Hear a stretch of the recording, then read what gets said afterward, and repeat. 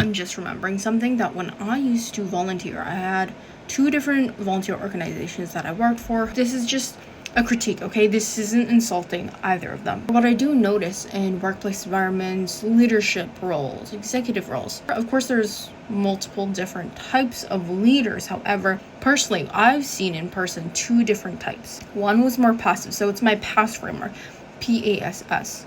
Okay, so the first one is for permissive, second one is authoritative. The double S is stern and strict. For the ones that I've seen in person, it's permissive and authoritative. The permissive person that I worked with, I knew she was a good leader in the sense that she had good intentions. She wanted results. She wanted us to get somewhere. There was a goal in mind. There was a vision in mind.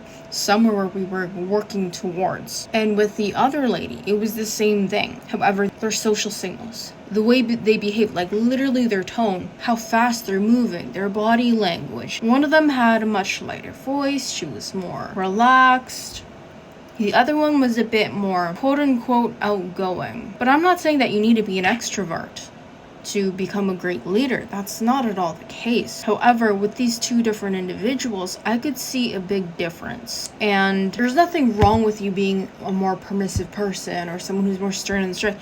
The important thing is to know how to calibrate your social signals, your behavioral patterns, depending on which role you were taking in your life, literally. You might be a leader, you might be a mom, you might be a daughter, a partner, a husband, a wife, whatever. You need to be able to be like, okay, well, how am I going to act in this certain scenario? And not because you're fake, but because that's how interactions go. So DM me the word connect if you want to work one-on-one, or comment the word audit if you'd like more information or a behavioral breakdown of your own patterns.